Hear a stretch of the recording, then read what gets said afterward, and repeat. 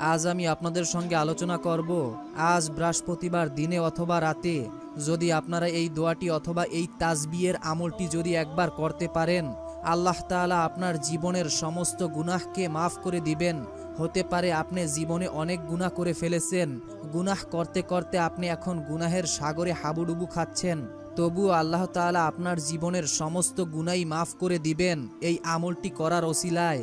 এছাড়াও যে সকল দিনী ভাই ও বোনদের পরিবার ও সংসারের ভিতরে অভাব অনটন ও দারিদ্রতা লেগে আছে, হাজারো চেষ্টার পরেও কোনোভাবেই যাদের পরিবারে সচ্ছলতা আসছে না, এছাড়াও যারা আল্লাহ তাআলার পক্ষ থেকে গায়বীভাবে সাহায্য পেতে চান, পরিবার ও সংসারে রিজিকে বরকত আনতে চান, এছাড়াও যাদের হায়াত ও রিজিকের ভিতরে আল্লাহ তাআলার বরকত আনতে চান, অনুরোধ করছি জীবনে একবার হলেও এই আমলটি করে যাবেন। খুবই গুরুত্বপূর্ণ একটি দিন, আল্লাহ তাআলার লেখা ভাগ্য পরিবর্তন হয়ে যায় এই দিনে। নবীজি সাল্লাল্লাহু আলাইহি ওয়াসাল্লাম বলেছেন, একমাত্র দোয়াই পারে এবং আমলই পারে আল্লাহ তাআলার লেখা ভাগ্যকে পরিবর্তন করে দিতে। তাই আপনার ভাগ্যে যদি আল্লাহ রব্বুল আলামিন খারাপ কিছুও লিখে থাকে, তাহলে এই দোয়ার মাধ্যমে অথবা এই আমলটির মাধ্যমে আপনি আল্লাহর কাছে বলবেন, ইনশাআল্লাহ আল্লাহ আপনার ভাগ্যকে পরিবর্তন করে দিবেন। আপনার ভাগ্যে যদি খারাপ কিছুও লেখা থাকে, এই দিনের ওসিলায়, এই আমলের ওসিলায় তা পরিবর্তন করে ভালো কিছু লিখে দিবে ইনশাআল্লাহ। দিনী ভাই এবং বোনেরা, মানুষ সবচেয়ে বেশি হতাশ হয় তখন যখন তার মনের আশা পূরণ হয় না। অন্য সবার হয় কিন্তু তার হয় না। এই যে হতাশা বা উৎকণ্ঠিত মানুষের ভিতরে কাজ করে, এটা স্বাভাবিক, কিন্তু সেই সাথে সাথে আমাদেরকে মনোযোগের সাথে আল্লাহ তাআলার কাছে সাহায্য চাইতে হবে। আমাদেরকে ভুলে গেলে চলবে না। আমাদের রিজিকের দায়িত্ব কিন্তু মহান আল্লাহ তাআলা নিয়েছেন।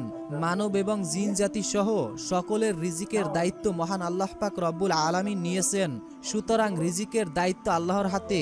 আপনি শুধু আল্লাহ তাআলার কাছে আপনার প্রার্থনা এবং অভাবের কথা বলবেন, ইনশাআল্লাহ আল্লাহ রব্বুল আলামিন আপনার অভাব অনটন ও দারিদ্রতা দূর করে দিবেন।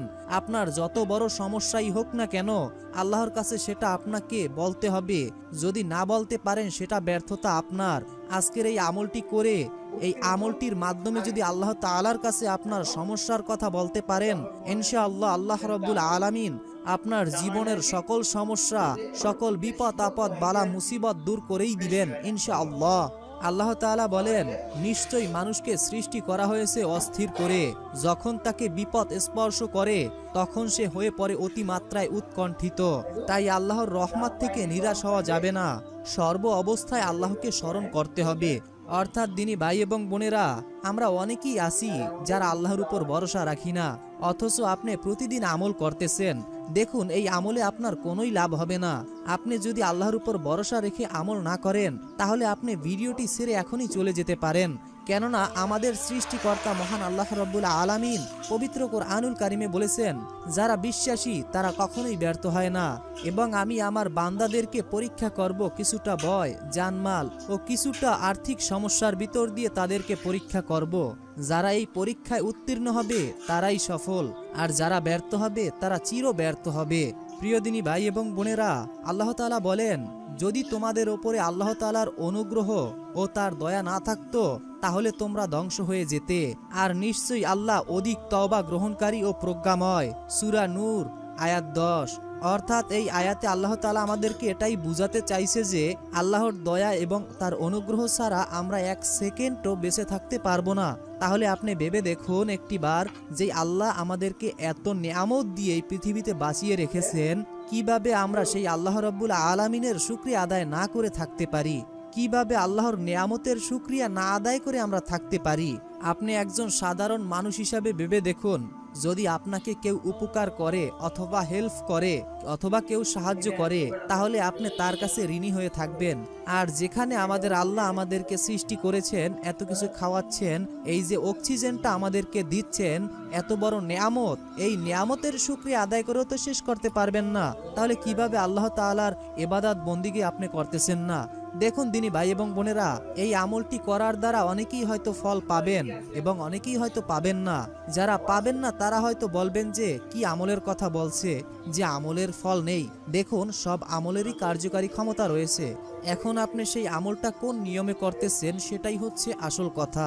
এবং শুধু আমল করলেই হবে না, আমলের আগে এবং পরে কিছু নিয়ম রয়েছে।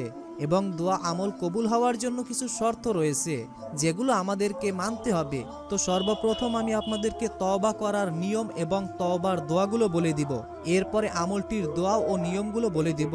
খুব সহজেই আপনারা করতে পারবেন। গুনাহমুক্ত জীবন মুমিনের একমাত্র চাওয়া। বিভিন্ন কারণে গুনাহ হয়ে যায়, তওবা করার মাধ্যমে গুনাহমুক্ত হওয়া যায়। এর মাধ্যমেই মহান আল্লাহ তাআলার নৈকট্য লাভ করা সম্ভব। তওবা আরবি শব্দ, এর অর্থ ফিরে আসা, প্রত্যাবর্তন করা। ইসলামিক পরিভাষায় পাপ কাজ ছেড়ে দিয়ে মহান আল্লাহ তাআলার রাস্তায় ফিরে আসাকে তওবা বলা হয়। মানব জীবনের তওবার গুরুত্ব অপরিসীম। মহান আল্লাহ তাআলা বলেন, হে মুমিনগণ, তোমরা সবাই আল্লাহর কাছে তওবা করো, খাঁটি তওবা। সূরা তাহরিম আয়াত ৮। অন্য আয়াতে মহান আল্লাহ রাব্বুল আলামিন বলেন, নিশ্চয়ই আল্লাহ তওবাকারী এবং পবিত্র অর্জনকারীদেরকে ভালোবাসেন। অর্থাৎ যে ব্যক্তি তওবা করে এবং যে পবিত্র থাকে তাকে আল্লাহ তাআলা ভালোবাসেন। ভুল বুঝতে পারা মাত্রই তওবা করতে হয়। নবীজি সাল্লাল্লাহু আলাইহি ওয়াসাল্লাম বলেছেন, নিশ্চয়ই আল্লাহ তাআলা বান্দার তওবা গ্রহণ করেন যতক্ষণ না সে মৃত্যুর যন্ত্রণায় গমন করে। তিরমিজি শরীফের হাদিস। দিনী ভাই এবং বোনেরা, তওবা করার সঠিক নিয়ম: ১ নাম্বার, অতীতের সব পাপ কাজ ও ভুল ত্রুটি মহান আল্লাহ তাআলার কাছে স্বীকার করে অনুতপ্ত ও লজ্জিত হওয়া। অর্থাৎ যখনই আপনি তওবা করবেন তখন আল্লাহ রাব্বুল আলামিনের কাছে অতীতের সমস্ত পাপ ভুল ত্রুটি সবকিছু স্বীকার করে আল্লাহ তাআলার কাছে লজ্জিত হবেন। ২ নাম্বার, লজ্জিত ও অনুতপ্ত হয়ে মহান আল্লাহ তাআলার কাছে সব গুনাহের জন্য মাপ চাইতে হবে। অর্থাৎ জীবনে আপনি যত গুনাহ করেছেন সমস্ত গুনাহের জন্য আল্লাহ তাআলার কাছে ক্ষমা চাইবেন কিংবা মাপ চাইবেন। ৩ নাম্বার, কারো হক নষ্ট করে থাকলে যথাযথ ব্যক্তিকে তার অধিকার সম্পূর্ণভাবে ফিরিয়ে দিতে হবে। যেভাবেই হোক সমস্যা না থাকলে অনুরোধ করে কিংবা ক্ষমা চেয়ে তার কাছ থেকে মাপ চেয়ে নিতে হবে। এখানে মনে রাখতে হবে যে আল্লাহ তাআলার হক আল্লাহ তাআলা মাফ করবেন, কিন্তু বান্দার হক আল্লাহ কখনোই মাফ করবেন না। অর্থাৎ যদি আপনি কারো হক নষ্ট করে থাকেন তার কাছ থেকে ক্ষমা চেয়ে নিবেন, মাফ চেয়ে নিবেন। ৪ নাম্বার, তওবা করার পর পাপ কাজ থেকে দূরে থাকার চেষ্টা করতে হবে এবং সাধ্য অনুযায়ী বেশি বেশি নেক আমল করতে হবে। দিনী ভাই এবং বোনেরা, তওবা করার সঠিক পদ্ধতি: তওবা করার জন্য সর্বপ্রথম সুন্দরভাবে আপনি অজু করে নেবেন। এরপরে ২ রাকাত নামাজ আদায় করে মহান আল্লাহ তাআলার কাছে ক্ষমা চাইতে হবে। অর্থাৎ সর্বপ্রথম অজু করে নেবেন, এরপরে আপনারা সঠিকভাবে ২ রাকাত নামাজ আদায় করবেন। তবে এই নামাজ তওবার জন্য আবশ্যক নয়, তওবা মৃত্যুর আগ পর্যন্ত কবুল হয়। এই সম্পর্কে নবী করিম সাল্লাল্লাহু আলাইহি ওয়াসাল্লাম বলেছেন, নিশ্চয়ই আল্লাহ তাআলা বান্দার তওবা কবুল করেন যতক্ষণ না সে মৃত্যুর যন্ত্রণায় গড়গড় করেন। তিরমিজি শরীফের হাদিস। দিনী ভাই এবং বোনেরা, আমি আপনাদেরকে এখন তওবা করার দোয়াগুলো বলে দিব এবং যেই দোয়াগুলো পড়লে আপনার গুনাহগুলো মাফ হয়ে যাবে, গুনাহগুলো জড়ে যাবে শীতকালে গাছের পাতার মতো, সেই দোয়াগুলো বলে দিব। তো আমি আপনাদেরকে সর্বপ্রথম তওবার দোয়া বলে দিচ্ছি। বিসমিল্লাহির রহমানির রহিম। আস্তাগফিরুল্লাহাল আযীমাল্লাযী লা ইলাহা ইল্লা হুয়াল হাইয়ুল কাইয়্যুম ওয়া আতুবু ইলাইহি। আমি আবারও বলে দিচ্ছি আপনাদের সুবিধার জন্য। আস্তাগফিরুল্লাহাল আযীমাল্লাযী লা ইলাহা ইল্লা হুয়াল হাইয়ুল কাইয়্যুম ওয়া আতুবু ইলাইহি। অবশ্যই দোয়াটি আপনারা মনোযোগের সাথে মুখস্থ করে নেবেন, চাইলে স্ক্রিনশট দিয়েও নিতে পারেন। বিসমিল্লাহির রহমানির রহিম। আস্তাগফিরুল্লাহ ওয়া আতুবু ইলাইহি, আস্তাগফিরুল্লাহ ওয়া আতুবু ইলাইহি। অবশ্যই আপনারা এই দোয়া দুটো মুখস্থ করে রাখবেন। তো এখন আমি আপনাদেরকে যেই দোয়াগুলো বলে দিব এই দোয়াগুলো অবশ্যই মনোযোগের সাথে শুনবেন এবং নিয়মটিও জেনে আমলটি করবেন। বিসমিল্লাহির রহমানির রহিম। আল্লাহুম্মা ইন্নী আসআলুকা বিআন্না লাকাল হামদু লা ইলাহা ইল্লা আনতাল মান্নান বা'দুস সামাওয়াতি ওয়াল আরদ ইয়া জাল জালালি ওয়াল ইকরাম ইয়া হাইয়্যু ইয়া কাইয়্যুম। আমি আবারও বলে দিচ্ছি, আল্লাহুম্মা ইন্নী আসআলুকা বিআন্না লাকাল হামদু লা ইলাহা ইল্লা আনতাল মান্নান বা'দুস সামাওয়াতি ওয়াল আরদ ইয়া জাল জালালি ওয়াল ইকরাম ইয়া হাইয়্যু ইয়া কাইয়্যুম। আমি আশা করি আপনারা মনোযোগের সাথে এই দোয়াটি শুনেছেন। তো এখন আমি আপনাদেরকে যেই দোয়াটি বলে দিব এই দোয়াটি পড়ার ওসিলায় আল্লাহ রাব্বুল আলামিন আপনার জীবনের সমস্ত গুনাহকেই মাফ করে দিবেন। বিসমিল্লাহির রহমানির রহিম। রব্বিগফির ওয়ারহাম ওয়া আনতা খায়রুর রাহিমিন। রব্বিগফির ওয়ারহাম ওয়া আনতা খায়রুর রাহিমিন। আশা করি আপনারা দোয়াটি মুখস্থ করে নিয়েছেন। দ্বিতীয় নাম্বার যেই দোয়াটি সেটি হচ্ছে রব্বানা আতমিম লানা নূরানা ওয়া ইয়াগফির লানা ইন্নাকা আলা কুল্লি শাইইন কদির। রব্বানা আতমিম লানা নূরানা ওয়া ইয়াগফির লানা ইন্নাকা আলা কুল্লি শাইইন কদির। আশা করি আপনারা দোয়াটি শুনছেন এবং মুখস্থ করেও নিয়েছেন। তো এখন আমি আপনাদেরকে যে এই দোয়াটি বলে দিব, এই দোয়াটি পড়ার ওসিলায় আপনি ধনী এবং কোটিপতি হয়ে যাবেন, আল্লাহ তাআলার পক্ষ থেকে সাহায্য পাবেন। দোয়াটি হচ্ছে রব্বি ইন্নি লিমা আনজালতা ইলাইয়া মিন খায়রিন ফকির। রব্বি ইন্নি লিমা আনজালতা ইলাইয়া মিন খায়রিন ফকির। অর্থাৎ এই দোয়াটির অর্থই হচ্ছে, হে আমার রব, আপনি আমাকে আপনার পক্ষ থেকে যে নেয়ামতগুলো দিবেন আমি তার জন্য বসে আছি। অতএব আপনি আপনার পক্ষ থেকে যে নেয়ামতগুলো দিবেন সেগুলো আমি চাচ্ছি, আমাকে সেগুলো দিন। ইনশাআল্লাহ এই দোয়াটি এবং এই আমলটি করার ওসিলায় আল্লাহ রাব্বুল আলামিনের পক্ষ থেকে সাহায্য আসবে ইনশাআল্লাহ। তো এখন আমি আপনাদেরকে নিয়মটি খুব সহজেই সুন্দরভাবে বুঝিয়ে দিচ্ছি। এই আমলটি আপনি যদি যে কোনো সময় করতে চান তাহলে অবশ্যই আপনাদেরকে সর্বপ্রথম অজু করে নিতে হবে।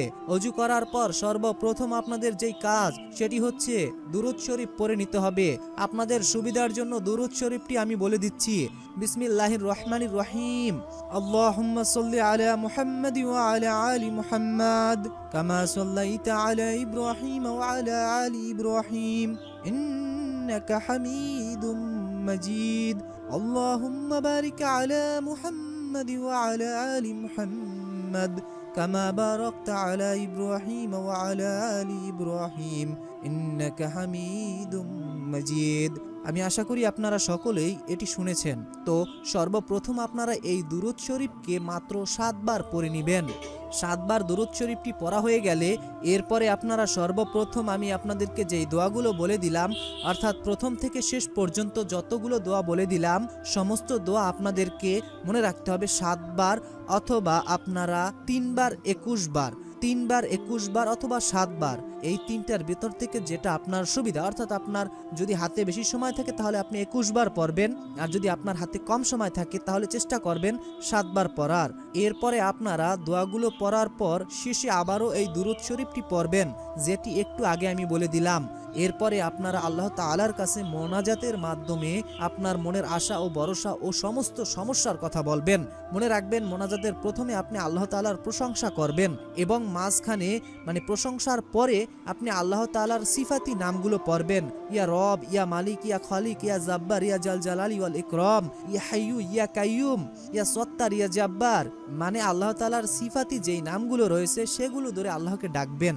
এরপরে আপনি মাঝখানে আপনার যত চাওয়া, যত পাওয়া রয়েছে, যত সমস্যা রয়েছে, সমস্ত সমস্যা এবং সমস্ত কথা আল্লাহর কাছে বলবেন। ইনশাআল্লাহ আল্লাহ রাব্বুল আলামিন আপনার সমস্ত সমস্যা দূর করেই দিবেন। এরপরে আপনি শেষে মানে আপনার সমস্যার কথা বলার পর মোনাজাতের শেষে আপনি আল্লাহর প্রশংসা করবেন, নবীর প্রতি দুরূদ পড়বেন। নবীর প্রতি দুরূদ আপনারা মোনাজাতের মাধ্যমে সাল্লাল্লাহু আলাইহি ওয়াসাল্লাম এই ছোট দুরূদটি পড়বেন। এরপরে আপনি মোনাজাত শেষ করবেন। ইনশাআল্লাহ আল্লাহ রাব্বুল আলামিন আপনার মনের আশা ও সকল সমস্যা দূর করেই দিবেন।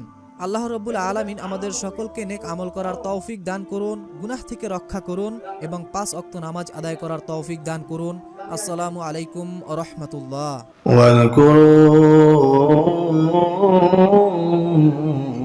إذ جعلكم خلفاء من بعد عاد وبواكم في الأرض تتخذون من سهولها قصورا وتنحتون الجبال بيوتا فاذكروا آلاء الله ولا تعثوا في الأرض مفسدين.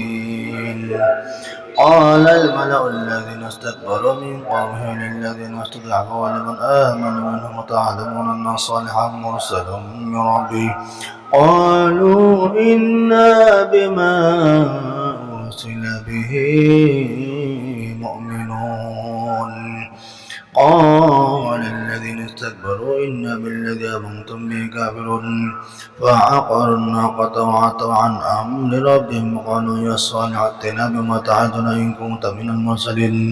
فأخذتهم الرجفة فأصبحوا في دارهم جاثمين. فتولى عنهم وقال يا قوم لقد بلغتكم رسالات ربي ونصحت لكم ولكن لا تحبون الناصحين. ولوطا إذ قال لقومه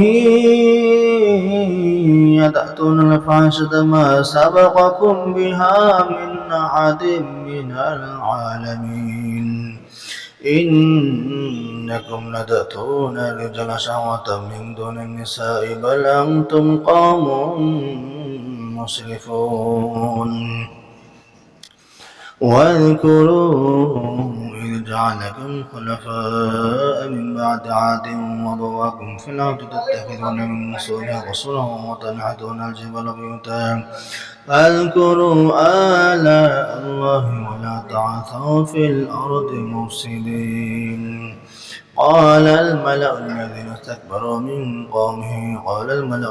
استكبروا من قومه للذين استضعفوا لمن آمن منهم وتعلمون أن الصالح مرسل من ربه قالوا إنا بما أرسل به مؤمنون قال الذين استكبروا إن بالذي آمنتم به كافر فعقروا الناقة وعتوا عن أمر ربهم وقالوا يا صالح ائتنا بما تعدنا إن كنت من المرسلين فأخذتهم الرجفة فأصبحوا في دارهم جاثمين فتولى عنهم وقال يا قوم لقد أبلغتكم رسالة ربي ونصحت لكم ولكن لا تحبون الناصحين ولوطا إذ قال لقومه أتأتون الفاحشة ما سبقكم بها من أحد من العالمين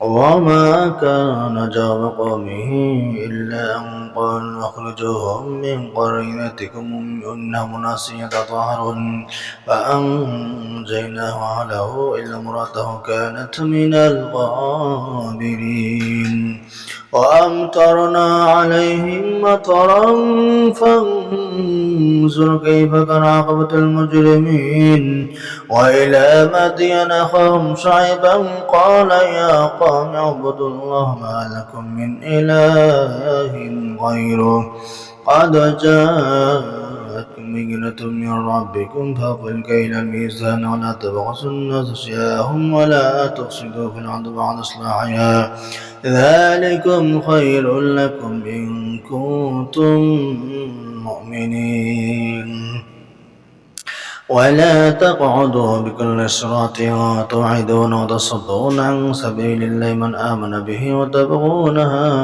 عوجا واذكروا إذ كنتم قليلا فكثركم وانظروا كيف كان عاقبة المفسدين وإن كان طائفة منكم آمنوا بالذي أرسلت به